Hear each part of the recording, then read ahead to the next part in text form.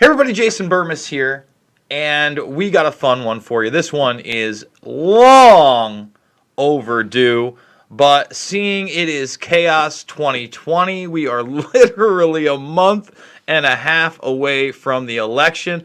I thought that this would be a great time to bring on, for the first time, Pasta from the Convo couch. They got a great Rockfin channel. Anybody who watches this program knows that we've been demonetized fully here for 5+ months. That's why we have the GoFundMe. That's the only way we're doing it other than Rockfin. And what's cool about Rockfin, Pasta, is if they support you and do the premium membership, or they support me with the premium membership, they get everybody. And then on top of that, myself, in fact, this one is a free stream that we're streaming out live there. You have a ton of free content on here. So it costs them nothing to make an account, to check out all this great alternative media, this great MMA, Brazilian Jiu-Jitsu, and wrestling.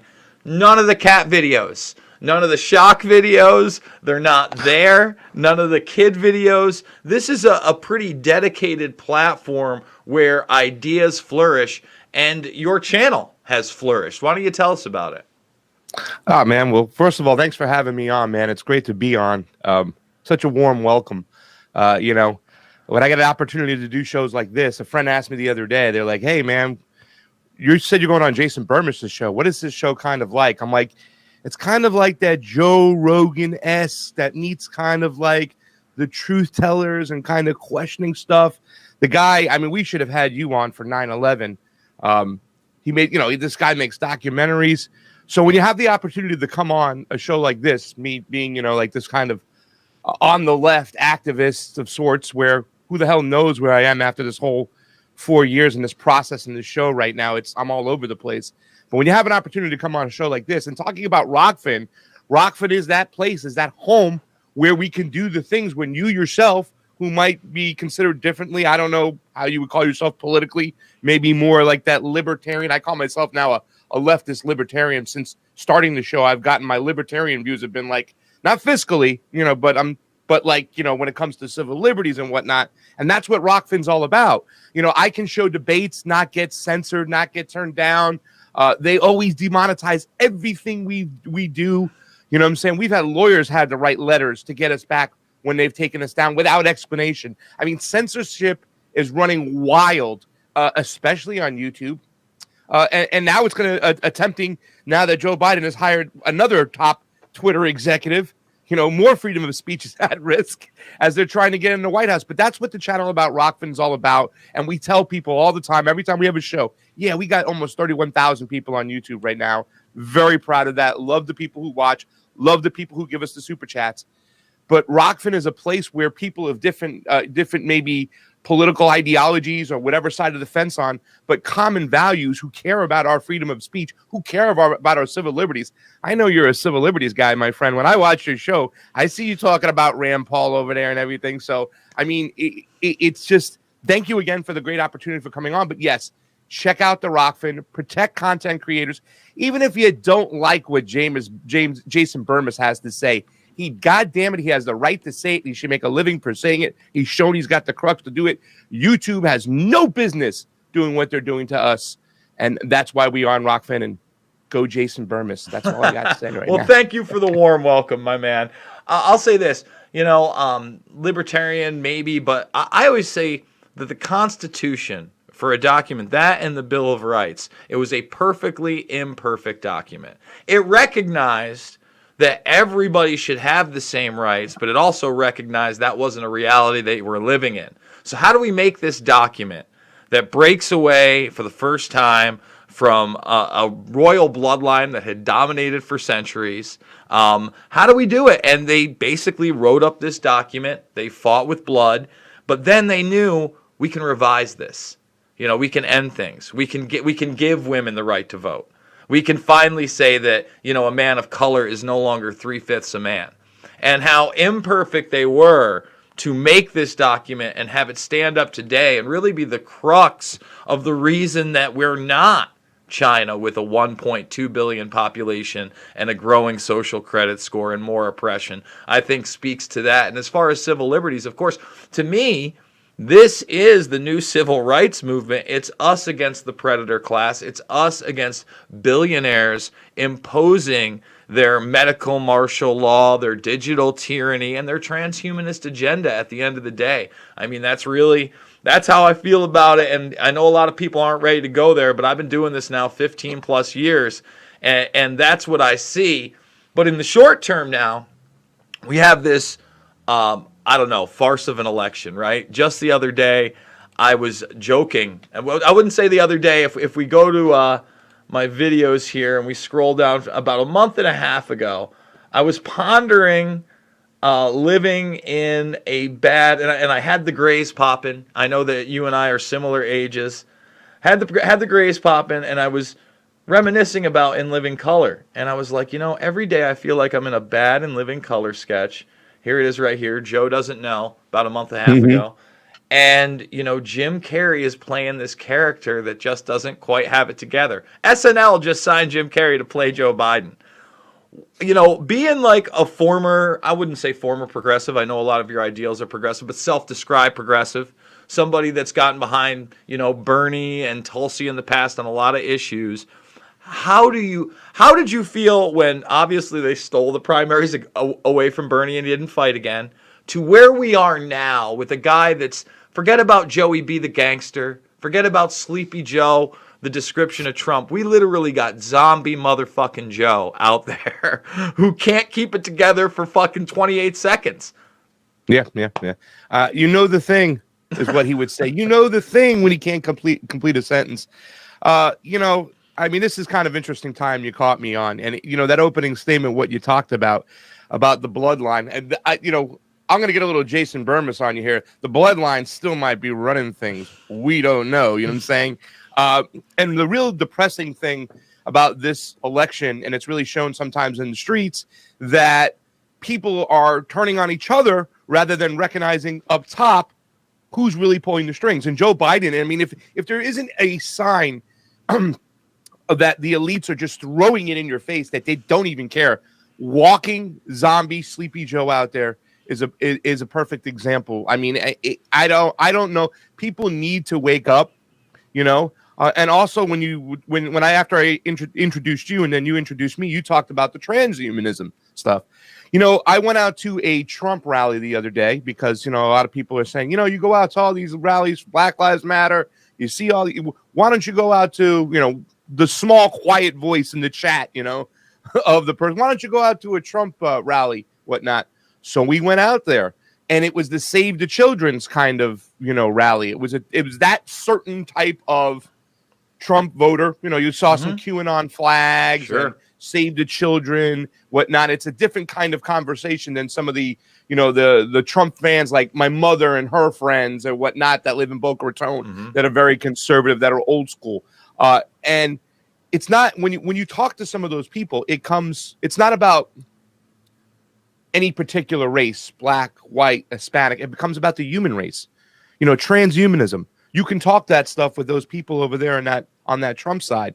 And this is true. They reported in the mainstream media. They're trying to merge AI with humans.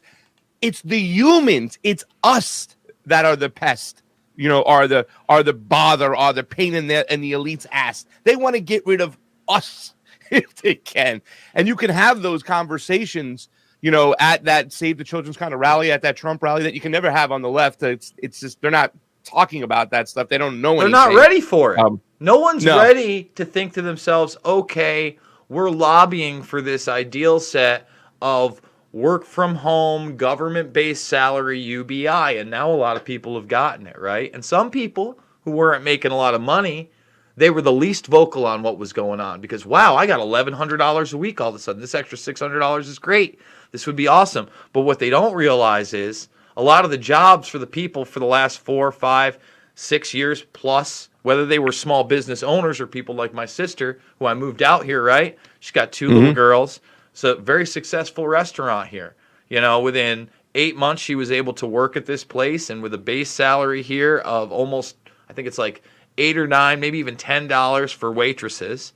And then on top of that, being able to sometimes pull an extra $20, $30 cash an hour, You know, being able to take home $800 a week after taxes for a 30-hour work week. That doesn't happen to everybody these days. You know what I No. mean? And that job is now gone forever. So they don't realize that this whole economic downturn, they've inflated Wall Street, they've just printed money out of nowhere, and worse yet, they haven't even printed it. They've said there's a coin shortage or a money shortage, and they've just digitally put these zeros in one. So we haven't seen that yet. And I keep telling people, listen, if you don't have a purpose, if you don't have a reason to get up every day, I get it. Life's not fair. It's hard work out there. You're going to have to do shit you don't want to. I've had to. You know, if they shut me out of this, I'm sure I'm going to have to get a job on top of everything. It's going to be harder to find that. But if you don't have a purpose, it betters their argument that there are too many of us. You're a useless feeder. What comes next? Why do you think people at the top think any more of you than you think of the bum that begs you for money on the street every day and maybe is a little wild? It's not just the nice guy on the street. I mean, you see him pissing on the sidewalk and you're like, why are you even your neighbor? They don't even look at you like that. And to speak to your idea of we don't know that the bloodlines have ever given anything up, I think that's a real thing. I mean, we often talk about European bloodlines, and we like to ponder that the Queen doesn't have any power. But, you know, Prince Andrew, their arms dealer, sure isn't going to do any time for this Epstein case, and that's just a small example. And then you look at the Saudi Arabians and their bloodline and their family. They're going strong, baby. They're championing this UAE deal, and no one's even talking about the Palestinians. So in a sense, you know, that rule by bloodline mentality is very real. With all of this coming to a head, again, in about 50 days or so, what are you doing for the election? I mean, are you vote? I mean, I've already said it. You know, Trump just announced. I actually did a small video with my green screen on my phone before this happened because I'm watching his press conference, and finally, someone in the administration said the vaccine will not be mandatory. This, of course, will not be forced. So they outright said that. Joe is running on a campaign of mandatory masks. He wouldn't even get in until January if this were the case. He's telling you you're going to mask up from then on. You know, Cuomo plays we don't trust the FDA on this one. We're not sure if we're going to recommend this to New Yorkers. Meanwhile, the New York State Bar Association put it on paper when their vaccine comes out. They don't just want the state, they want the country because the Constitution has failed us. So I have to vote Trump. I don't like him. I wish I had a third-party vote. He's not my favorite. But first of all, I can't vote for a zombie. Second of all, I can't vote for a zombie that fucking in a 60-second ad says it's patriotic to wear masks and I know he's going to take my freedom. Thoughts? Yeah. I mean, and like we just said, hiring another Twitter executive, control the narrative. I mean, we know sitting behind these microphones what they do, what these big tech companies do, and how they censor. And all you have to do is follow it. You don't have to be an investigative journalist to know that the head of YouTube, the CEO, Susan Wojcicki, is a big-time Clinton donor, you know what I'm saying, and whatnot. And here's that attempt of that Clinton, Obama, Biden clan now buying up actual, you know, freedom of speech on our platforms. So, I mean, you know, it's when it comes to civil liberties and our freedoms, just throw them out the window when it comes to the left. And it's kind of crazy nowadays that the right is stronger for our freedom of speech than the left is. You know, it's just mind-boggling that's happening. Even what's going on with these elections. If you know what we do, we're election integrity specialists. That's what we do. That's our number one thing here at the Convo Couch. You know, we run all around the country following these elections. Fiorella, you know, she works with activists, my partner in Iowa, in Vegas, everywhere. We went to New Hampshire as a group and stuff. These elections, what they're doing, it's such a sham. And I mean, I can write a book about how messed up they are, but it's almost like it's a cartel, Jason, and they're splitting up territory. And the Republicans and the Democrats are both allowed to cheat as long as they are together and making sure that no third party ever gets enough on the ballot to create enough momentum to get, you know, across the board to get on the ballot. That's the main goal. But now they're trying to cheat each other, and seeing people like Bernie Sanders and what he's saying the other day, it's just disgusting. I mean, mail-in fraud, mail-in balloting, absentee ballot, the mail-in ballot, which they used to call the secret ballot back in the days, because you don't know who it's coming from. You don't even know if that person's alive. You don't know who filled it out. You know, I've had experts on this show talk about the security. He said monopoly money is more secure than the mail-in ballots. And the mail-in ballots are pretty much printed by like 4 or 5 major companies, like the same way the counting of our votes, the tabulation machines, which use proprietary software, we can't even look at it. You know what I'm saying? The same thing's going on with the mail-in. So now here are the Democrats. They're trying to cheat, and Bernie is echoing the Democratic bullshit freaking line. When I've been screaming, because I've been running down in Los Angeles where our ballots are made from. I looked at the contract. It's scary. We give everything to them. Printing, mailing, storing, data processing. There's no security on them. So I can make up 100 dead people ones, send them right to the tabulation machine. They go in, they get counted. That's how Joe Biden wins a primary and gets enough over viability in California, especially Los Angeles, because he couldn't even come to this state, whatnot. So, I mean, when it comes to the election, you talk about freedom of speech. It's not on the left. They're not looking for election integrity at all. I was surprised that Barr kind of put that stuff out there. But, hey, I'm happy he did. Tulsi's introducing a bill today trying to help the chain of custody. But I'm not going to vote for Donald Trump. I just can't.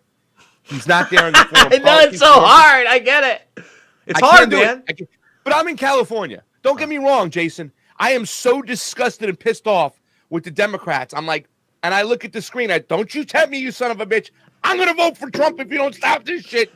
But they tempt me every day, but I don't. Well, but I am all about a third party getting in there. So I'm going to probably either write in Jesse, vote Gloria La Riva right now is who I'm leaning on, who's like a socialist candidate, which I don't like everything there, but I love her foreign policy. But I can't vote for Donald Trump right now. And I just feel like so much is on the line. But to speak to the technology, and we've known this was a problem for years, Diebold and all these companies that have gained access that way. And I really feel like had they actually done an honest recount, because remember, they did start doing a recount because of Jill Stein and the controversy in 2016. Michigan. And they were talking about how Hillary won the popular vote. But then they realized when they did this recount that Hillary was losing votes. And I truly believe that, they really tried to rig it through these Diebold machines. They just mismanaged it. Now this is round 2, and they realize, all right, we have enough where we can shave votes on these machines, but we need something else. And obviously, this ploy with the mail-in voting is just that. It's a ploy. Yeah. We have technology, okay? Technology empowers or enslaves humanity. There is no reason in this day and age. First of all, if you want to do the real absentee ballot, there are measures in place where that is obviously less likely. When you go down to the post office, you fill out the form, you say you're going to be somewhere, you get it done, you bring it in, or you mail it into the sealed envelope. It's a whole different process. Technology exists now that, all right, you don't want to just do November 3rd. Let's do 2 weeks. And what we'll do is we'll live stream the entire thing, and everybody who signs in, they're there, you see them. Those votes go into the machine. Those things are streaming the entire time when the time comes to count them. Obviously the information of the person is censored, but everything else is there. It's on camera. There's the vote. I mean, we have literally from a webcam less advanced than the one I'm using, a program where my buddy, he runs a dork shop. And he goes through and he takes the Pokemon and the Magic the Gathering cards and he just puts them under the camera. And immediately it recognizes what it is, how much it's worth, how much he has to list it for, where he puts it. We don't have that technology. Oh, wait, we do. And then those tapes are not only streaming live, they're archived for anybody to check at any moment. That's today. We could do that. It would be very cheap. But you know what? No political candidate on earth will even say it. I got news for you guys. I am not the fucking smartest guy in the world. All right? If you don't think that shit hasn't been war gamed by DARPA and all these other NGOs and companies that want to oppress you and government agencies, of course it has. Of course it has. So why can't we just speak loudly and say, well, that's a pretty damn obvious answer. Instead, it's, you want to fucking rig it for Trump? You want to suppress the vote? Mail-in votes are great. And I'm just like, guys, are we in the days of Nixon versus JFK gangster style stuffing the ballots? We are. That was the election that really made me look at things when they said Kennedy received a ton of dead people votes, and he received them in 2 different counties where he had his daddy's help in Illinois and where he had LBJ's help in Texas. And I started looking into this whole mail-in ballot situation. And that's why, I got to tell you, man, the excitement of being on your show is that we can have these talks. Like, it's like logic. It's just like plain and simple. Like, I feel we're a couple guys hanging around, drinking a couple beers, smoking a J, and just talking about stuff. It's basic, simple thing. What you were talking about before, Jay, we can have it on camera. That's why out of all the reforms, if people ask me, Pasta, what's your number one reform when it comes to election integrity? What do you want done? I said, where the ballot is casted, that is where the ballot is counted. On video, on film, we have to have. That's the first thing we have to do. You walk into the polling place, you do your vote, it goes into a ballot box. Later that night when it's shut down, everything's on camera. It goes into another room and an open source software which counts it, because I believe that it's not computers that cheat. It's humans that use computers that cheat. So I want a blind count right away, and then an audit on film. Everything's caught on film. A hand count 100% after, matching the numbers together. Boom, right there. Once you get these ballots out of this whole freaking the voting place, forget about it. And that's what I love about you and your audience. You guys can grasp that simple thing. That's like that Rogan thing that, what's his name? Russell Brand. You know what I'm saying? Just the basic, like, guys, just think about it. Don't get hoodwinked when they're saying that Trump is trying to slow shit down with the post office. It's just bullshit. You know what I'm saying? Like, and I can tell you why it's bullshit. It's because in 2009, the Democrats were on that bill that made sure that the post office had to have 75 years liquidity in their pension fund every year. So what do they have to do since 2009? Fire, cut. Now they want to come in, use LaJoy as their little their target, and say, you should resign. Trump's trying to do this. He got rid of these machines. Just stop it. Just stop it. Let's talk about the fundamental problems when it comes to our voting. Jason, you hit it on the nose. It's as simple as this. We got a camera right there. Everything. I mean, there's so ways we could make this. And this is the number one problem right now in the United States. Because no matter what you want, if you want to strengthen our civil liberties, if you want to end regime change wars, I'm talking to the Tulsi people, the Bernie people out there, you want Medicare for all, you want a Green New Deal, you get nothing without a fair election, because as long as the elites can pick who they want, and they got so many booby traps all in place, there's three ways for them to cheat. The tabulation machines in the back of the house, the mail-in ballot by loading it up for their candidate, like I suspect they did for Joe Biden.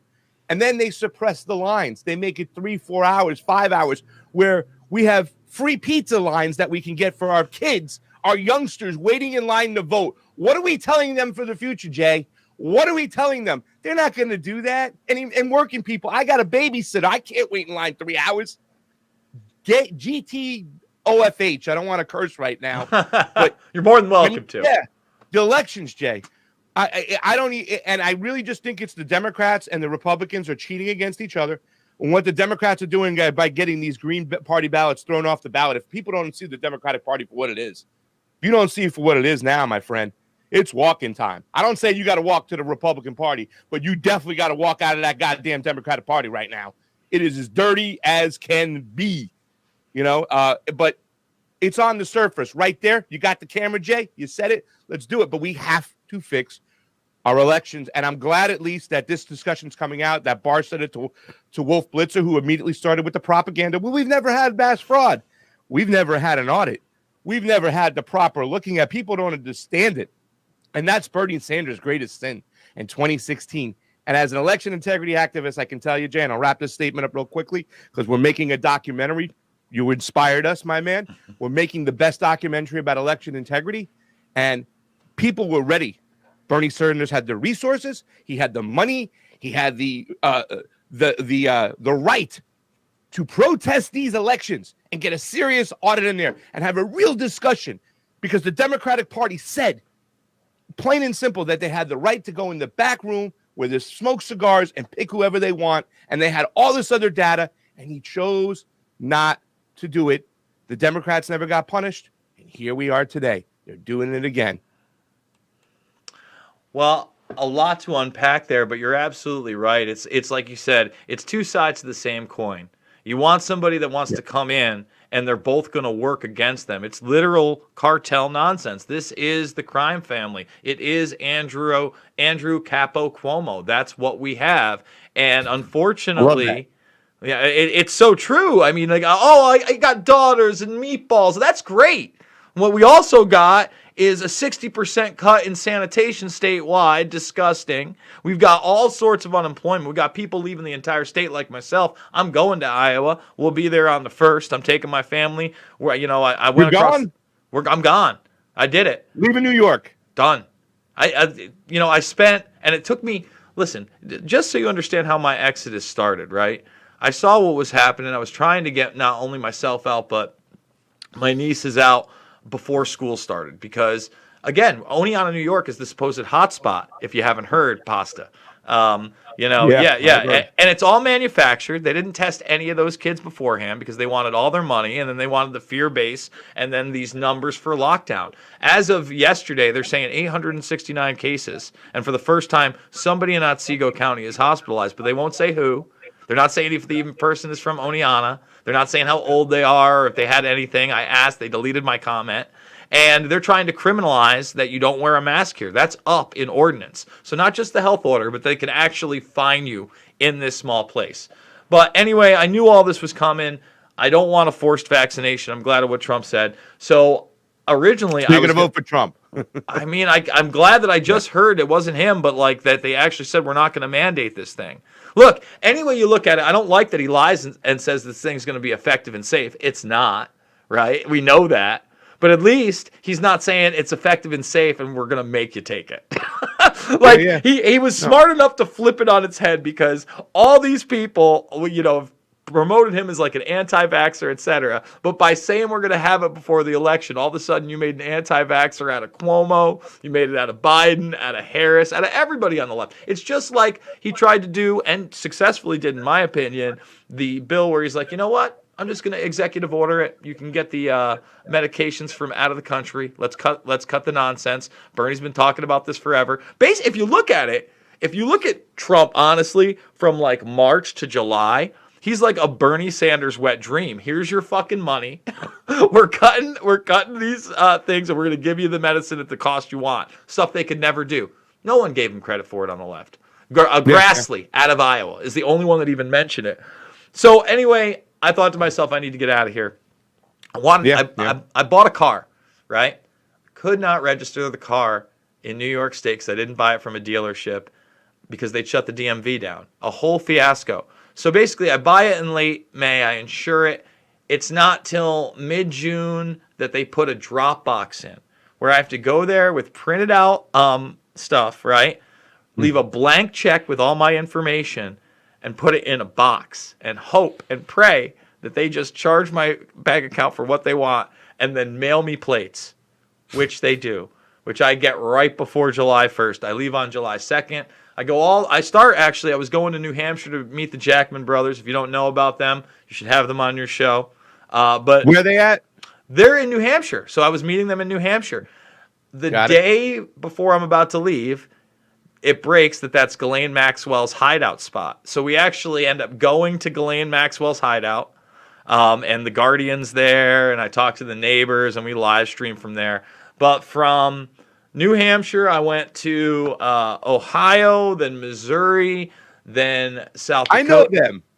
He does the Trump imitation. Yes, they're great. These guys are hardcore libertarians. I met them in New Hampshire at the Tulsi thing. Sorry to interrupt your story, but I'm looking at the picture right now. That's awesome. Yeah, they're great people. Supposed to come on the show. You need to get them on. I've known those guys.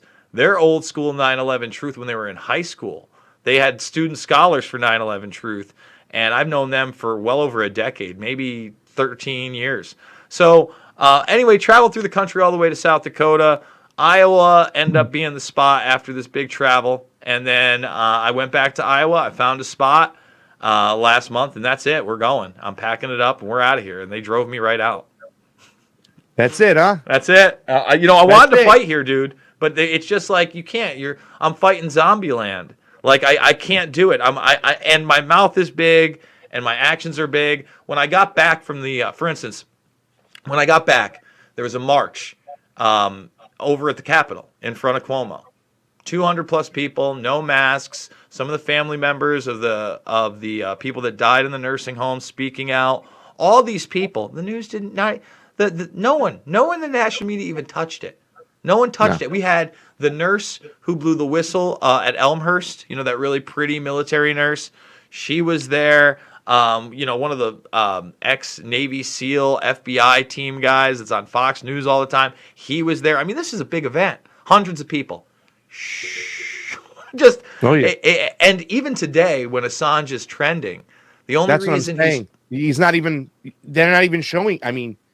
Well, again, disgusting. this has been going on for what? Just this part of the trial, this section of the trial. Because the last time that we were free, I was actually in D.C. with the Action for Assange crew right before CPAC. That's where I ran into Alex Jones and all this other madness happened. But again, the media barely touched it. It comes to now, they haven't touched it, except for now they're rehashing the same story that we already knew, that Rohrabacher was a back channel for a possible pardon for Assange, even though he wasn't charged with anything at the time. Basically, this thing they had written up. And that they wanted him to come out and state who gave him the leaks. He always said he would not do that. He had already said it was not Russia. So the only reason he's trending is so they can again make it look like Trump was ready to collude with the Russians for Assange to lie. Yeah. It's crazy. That's where we're at. How do we overcome that, especially with freedom of press? You can't be a doctor and speak out against the World Health Organization, who I didn't vote for. I don't know about you. You can't even be that right now. And for instance, here's a big thing. So the fact check is all over Facebook, right? We see it everywhere. Now, Esquire magazine just did a big hit piece on loose change and how we were the reason for the new age of disinformation. They quoted Mark Cuban and Cernovich and all these other people. They're in there. But I only agreed to do it is if he let me tape the interviews, and then if he didn't come on my show, I could release him. But he did. He came on my show, true to form, which is awesome. So I got it after print. The article wasn't really about 9/11, but at one point there was basically they went back to the old debunking 9/11 myths with popular mechanics, and Jim Meigs gets his quote.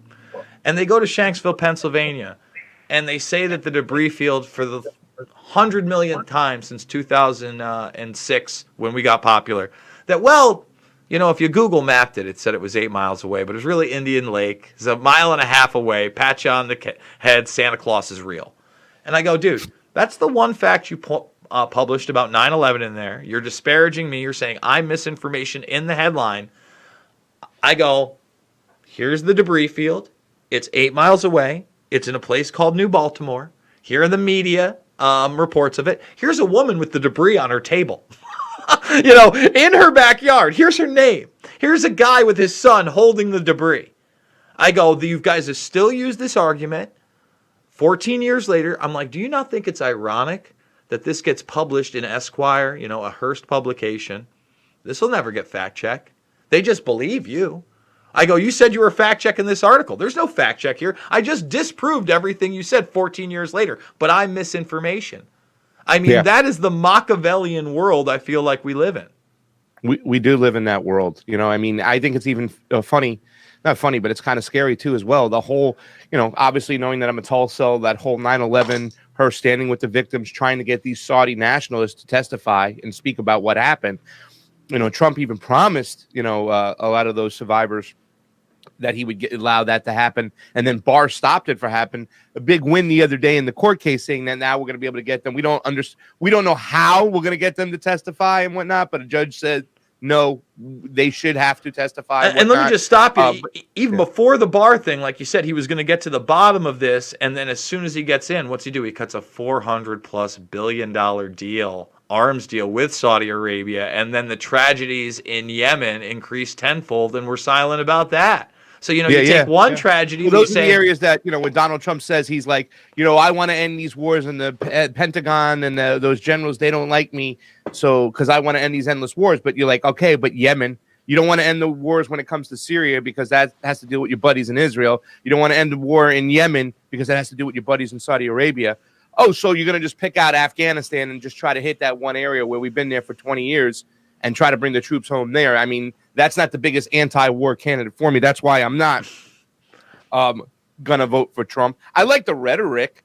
Even today, the rhetoric is big. Great because his followers are starting to take it now, and they're starting to run with it the same way that Bernie Sanders' followers took the Medicare for All, and ran for it because, you know, I mean, I'm not saying that, you know, that's the right thing, but to have those conversations now and to be open about those conversations, gives me hope that we can get past this Machiavellian world and, you know, expose this mainstream media for what it is. Independent media continue to grow. Independent media become the mainstream media down the road because we will have a set of group people that we can know and trust and talk truths and weren't bought out. You know what I'm saying? And maybe we can get past that, and then we can find common ground for those people, whatnot, to come together. I can't tell you, the whole BLM running off of Rand Paul made me lose a lot of hope. It made me lose a lot. Say her name. People, yeah. Say her name. And for people that don't know what he's referencing, I mean, Rand Paul is the one that wrote up the bill to stop the no-knock tragedies like the one that did happen. Justice for Breonna Taylor Act. He even says her name right, Breonna. You know what I'm saying? He said it when it meant the most on the Senate floor. On the Senate floor, no-knock warrants. And that's the thing when you talk about, all right, to defund the police, okay, you want systematic change, right? You want fundamental change. That's what he was going after right there. You know what I'm saying? Ending no-knock warrants tells the police department, you can't do this. Jesse Ventura wants to demilitarize the police. Take away these weapons. You can't have that. That's the kind of change we need to get. That's really, you know, practical, because we know there's a bunch of people who really don't want the police to go away, regardless of where it came from or where it started or what's going on. You know, because more than anything, I think the police department are class traders more than anything, because they do not give the same treatment to the poor as they do the rich. They protect the rich. They're following orders. So that's the one problem I have, the biggest problem I have. There's other things we can get into. But Pasta, you know what I'm saying? You didn't make it about systemic racism. You made it about classism, and you're 100% correct, because you know what? Doesn't matter, really, in the modern age. Don't get me wrong. There are racists in the police, 100%. But, you know, if my kid gets pulled over and I ain't got $10,000 in the bank and he did something stupid, and then someone else's kid gets pulled over and they got $500,000 in the bank, chances are the punishment's going to be very different. And we do have a pay-for-play justice system. We have for some time.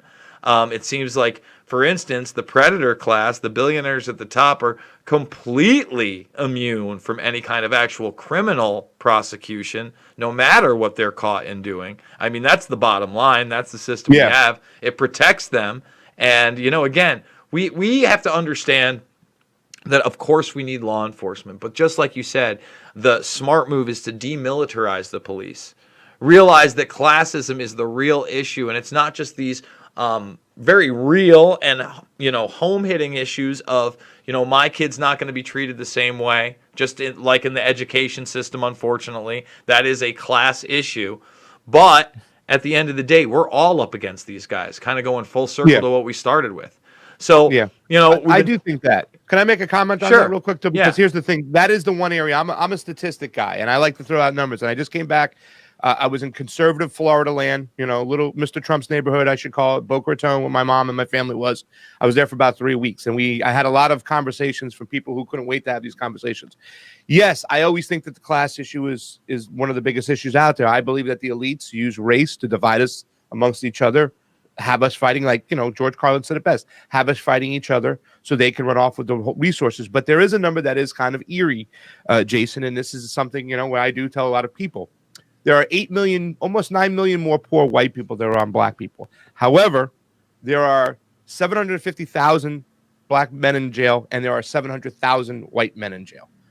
So even though, for me, if you ask me that question, and we probably would disagree in China too as well, because that's something where we differ from. And China has 1 million people in jail. We'll leave the Uyghur talk out for another day, Jake. Let's put that off to the side. Sure. But they got 1 billion people. They got 1 million people in jail. We got 330 million people. We got 2 million people in jail. So that's too many people altogether. And the system is eating up people now as we go into it. You know what I'm saying? It's like they need the white people's money too. They're taking away their property as well. However, that is a statistic that you can't ignore. So I do believe that since there is a for-profit built into our prison system, it does have a racial element as well. You know what I'm saying? You can't ignore those numbers, you know. Well, I would say this. I mean, if you look at the population, I think that, you know, obviously in certain higher crime areas, you're going to have poorer people. And, there are people who have stayed within their own ethnic neighborhoods. You just have those neighborhoods. And there are some people in those neighborhoods that sometimes decide to, hey, I'm going to be a police officer and kind of buy into the system. And there are many others that do not. But at the same time, when you look at those high crime areas, right? When you look at Chicago, New York City, etc., you find that it doesn't matter what the color of the cop is, anyone can be super corrupt. And I bring that up because, again, a lot of people buy their way out of that justice system by becoming justice itself and then being just as corrupt. And that's another thing I think that needs to be addressed. We talk about internal affairs all the time. But, in New York City in particular, there were a couple stories that came out this year where, this guy was a major drug dealer and you had a woman cop that was in on the same thing. These things often happen. And the other side to that is, those are the ones that make the stories. But can you imagine what's happening when you get up to the Kamala Harris level and the Attorney General level and you're putting people in prison for longer than their sentences and you're actually carrying out capital punishment? Yeah. And the main the main person you put in jail was men of color that smoked weed, like more than anybody else. You know what I'm saying? Exactly. And I mean, that speaks to the corruption, and they can't fight that because if it's not a man of color or it is a man of color again who has that bank account that's driving that car, they're not going to jail for smoking the weed. But, they can kind of target those groups. Listen, we have a long way to go, and I don't like that we're for a pay-for-play prison system. I think privatized prisons are ridiculous. I think they encourage it. I think that, again, you have a country where if we wanted to come together and we wanted to empower the people, there are so many things that we could do right now. Eisenhower revamped the country with the highway system. You want to talk about real, change and giving people work and bringing in automation? Well, forget about the highway system. Why don't we have a major maglev train system? Well, that would ruin our economy with the trains. No, actually it would empower the people, give a bunch of people jobs. It'd bring in technology. It would bring in forms of automation and people working alongside the technology instead of actually being worked out. I think there are and the country's big. You've been through it, Pasta. A lot of people that kind of stay in their own little worlds and see, their suburbia or their local cities, they don't get it. A lot of this shit is empty. We literally could take that land, and you want to solve this problem, you want to talk about redistribution of wealth or any of these things, well, let's do it in a merit system where they're part of these programs, you work in certain places, and then a piece of land is given to you. Get out of those neighborhoods where there are high crime rates, that you're being prosecuted, where you're being jailed. We could change this country like that if we really wanted to. That's how I feel about it. And that was something I'd hoped for. The day after Donald Trump got elected, I said there was two things I hoped for. Number one, I hope he is the non-interventionist he talked about. I mean, what he did in South Carolina when he called the Bushes liars about Iraq, I felt like maybe that libertarian kind of mindset of his, I knew it was the libertarian fiscal part kind of sucks, and it really does, and especially in a time of trouble, we need different solutions right now. We can't just go to the typical, this is how we have to run stuff with everything that's happened with the virus, whether you believe it or not. The actual act of shutting things down and stopping economy and stopping commerce is something that needs to be dealt with and stuff. But the other reason I'd hoped on day one was that Bernie Sanders would not kowtow to the Democratic Party anymore. And he'd say, you know what, Nancy? You know what, Chuck? Here's the big middle finger. I am the leader of the progressive movement on the left-hand side, and I'm going to go to Donald Trump, and I'm going to strike an infrastructure deal. And I'm going to make sure that he puts it on the plate, infrastructure in this country. Let's get some people. Let's remove them out of poverty. And I'm going to even push for a green infrastructure deal. So we have solar panels and wind and everything. Let's do that stuff. And with the great negotiator, it will be up over here. Maybe you'll get something, but we'll make some deal. I really hope that would happen, because when it does come to the racial issue, I always believe that it's about the elite starving us for resources, because once we're starved out of resources, people start blaming people who look different than them across the street, and then it goes to fighting. But if you have an infrastructure deal where poor people are put to work and money comes into their pockets, and now they have food, they can give their child education, all these other things, the tension goes down. And you're moving out of those areas, like you said, and then that's what I really thought. Bernie Sanders did not have to win the election to get that done in 2016. He had the power to go do it there. He just chose the wrong course of action. And here we are today. You know what I'm saying? Like, like that, you said, right? Well, I tend to agree with you, Jason. Let's get our people to work. Let's get them some resources and let's go. But it ain't happening. Well, again, you know what? And one of the big problems that I saw, and I was critical of Tulsi Gabbard was to kind of go along with this mantra of the UBI that was promoted by Yang, and that we need to get there. Because what you're going to do is you're not going to create a universal basic income where everybody is the same and gets that money. No, you're going to have to jump through hoops. And there are going to be people that don't want to jump through those hoops. And then automatically they're going to be behind the game on whatever they decide. If it's $2,000, that's $24,000 a year. If it's $1,000, it's $12,000 a year. We've already seen, at least I have in my area, a massive inflation of goods and services. Basically, if you're going to a restaurant right now, it's about 30% more. Right now, I'll give you an example. I hadn't been to Wendy's in a while, pasta. It's not my thing, but I was craving a junior bacon cheeseburger. Now, I know the 99-cent menu is long gone, but in those 2006, 2007 days when it existed, okay, 99 cents.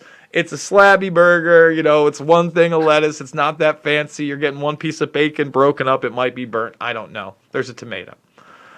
I go there. That motherfucker is $2.69. I'm like, this thing didn't double. It almost tripled. And by the end of the year, it just might. So you already see inflation. Listen, steak prices, produce, all those things have gone up through this thing. It's going to hit us the hardest when the free money runs out and the small businesses are decimated. We don't know what's happening.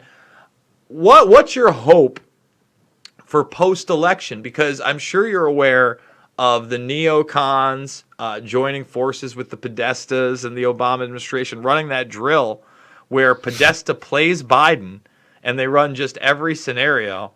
And one of the scenarios is Trump wins in a landslide and they don't concede the election.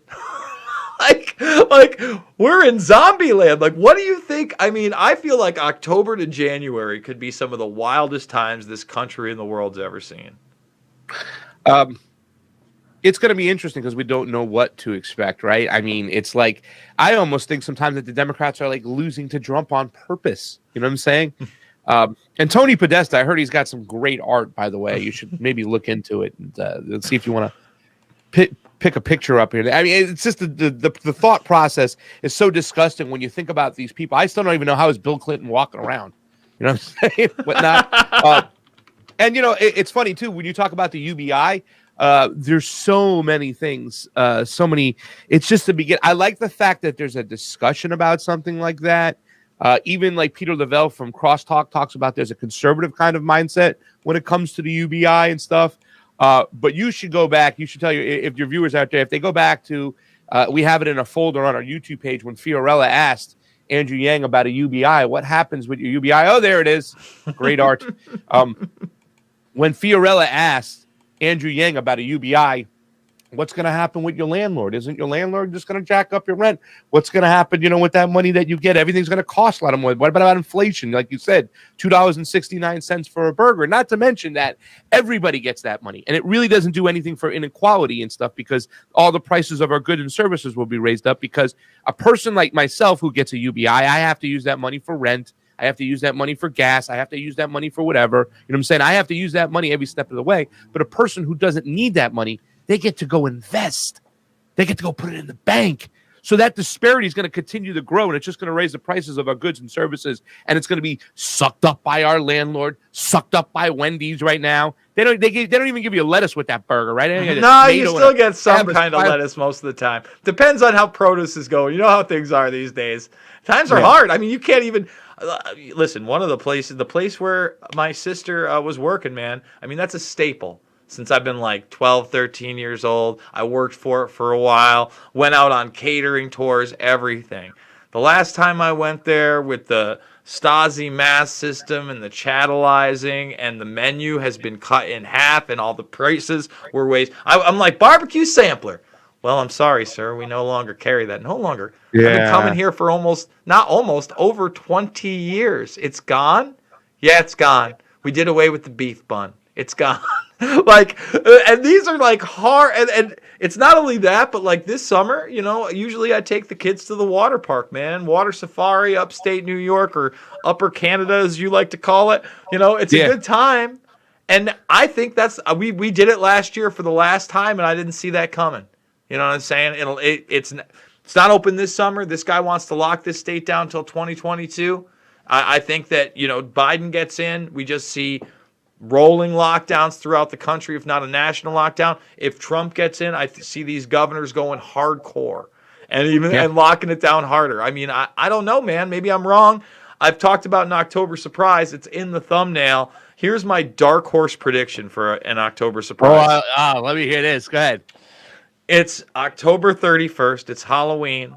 The controversy is obviously about the trick-or-treating. Biden comes out in his mask to give some kind of an address. They've got him hopped up on whatever they can. Takes off the mask. He's about midway through some kind of babble. He visibly wets himself on stage, strokes out, and dies in front of America. October 31st. It's over.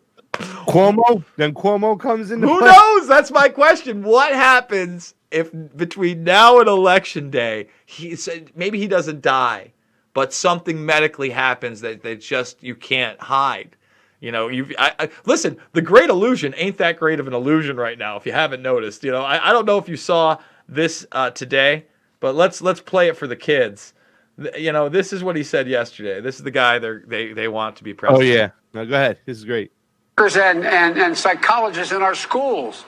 We learned drug abuse doesn't cause mental illness. Mental stress and mental illness cause drug abuse.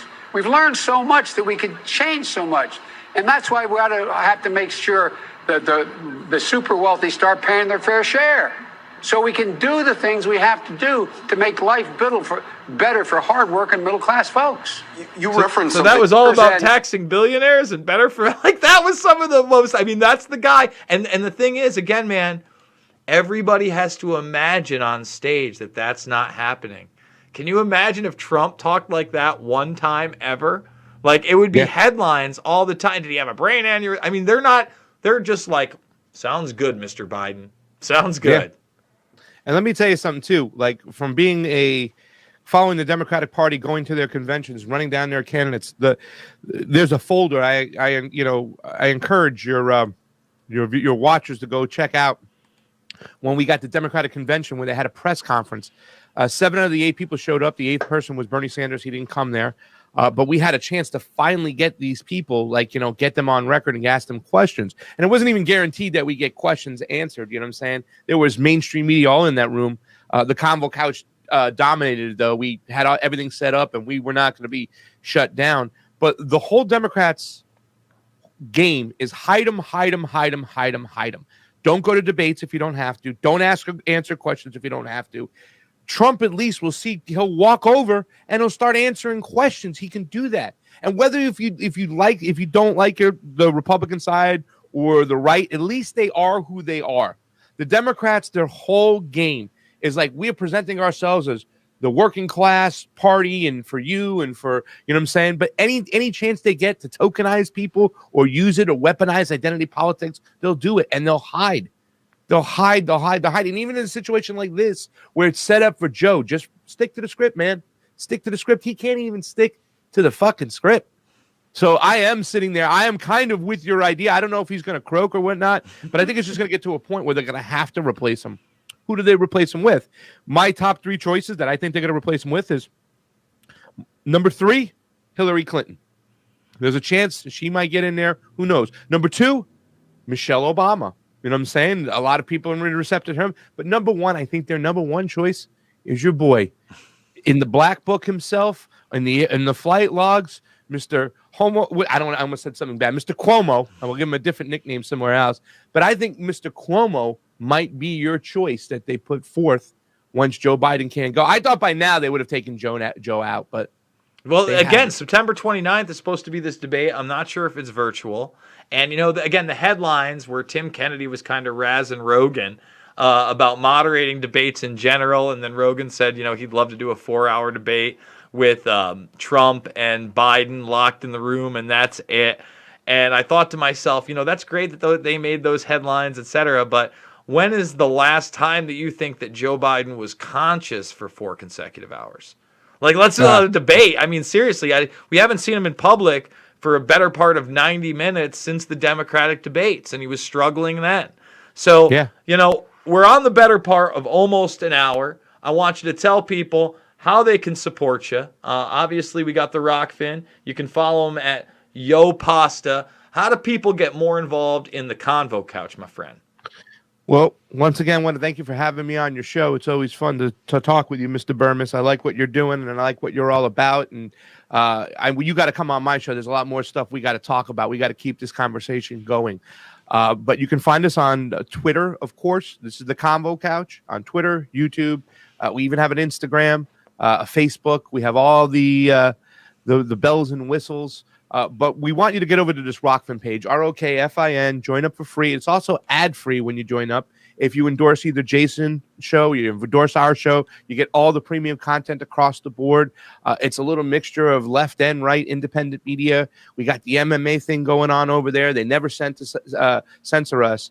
And they actually reward their content creators. The more people we bring into the platform, the more they reward us with the Ray token, which is part of the Ethereum network. If you don't know what Ethereum is, it's pretty much Bitcoin, Ethereum. Those are the two major branches, if it will, and it's a subdivision of one of those. So you can even join in on the crypto part and get involved and purchase yourself some Ray through Ethereum if you want to, and see how the network grows. And that's what it's all about. Our show, if you don't know, we're normally one of those people who go out on the streets as well. We covered the protests. We went up to Portland. I don't know if you saw it, Jason. We were in a news van, in the Bernie van, which it's no longer the Bernie van. It's kind of like the general strike van. We were using it as a news outlet. And when the feds came out and hit us with the tear gas, we jumped into the van and we were hiding out because we couldn't go anywhere. You know what I'm saying? We had all our press credentials and everything. One of the feds saw us in the van, came on over and blasted out, beat in the windows, a bunch of feds. And I was screaming, we're press, as we're running out of the van. It was quite scary, but we do go out. We get into those things. We go to rallies, protests. We try to cover as much as we can, as well as doing commentary in the studio. And if you want to know about election integrity, that's one of our areas of expertise. It is Pasta Jardula of the Convo Couch, brother. We got to do it sooner rather than later. Let's try to at least get together before the election, after I get settled in good old Midwestern Iowa. Thank you so much again, my friend. Hey, dude, listen, you've had Jackson Facts on your show before. You were on our show when they did the trivia question. Now that you're going to Iowa, it's a chance you look into veganism, because all you do is you plant a seed, you grow your food. It's right there for you, baby. You ain't got to worry about going. Hey, 2 months, Jay. I never thought Pasta Jardula is a friggin' vegan. I mean, my blood type is Genoa. You understand? I'm an Italian American that's, pasta. So you're going out to Iowa. You know what I'm saying? It's all about your culture now. Just drop the seed, grow your food. Jay Burmis right now. I'm literally craving a meatball sub right now, my friend. With all this Cuomo talk. All this Cuomo talk. All right. Thank you, sir. We will do it soon, all right? Definitely, my friend. All right, later on. That is Pasta. Guys, thank you so much for joining me. I want to reiterate one more time that we are fully demonetized on this platform, $5, $10, $15. It means the world to me. It's how we do it. Check out the GoFundMe down below. We also have the Dan Dix pre-order Faraday cage. Go check out my interview with Dan Dix for all the details. I need to get him on again this week on another subject for sure, so we can talk about that again. All the documentary films are free in the playlist section. I really hope that you guys are enjoying these conversations with other people so we can bring up other perspectives. And remember, make the free account over at Rockfin. The Tuesday exclusives are there, but there's going to be a lot more going on. If you want to be premium, you can endorse myself, and then you get all the content as well. Guys, I love you. Thank you for joining me, and I will see you all on the flip side.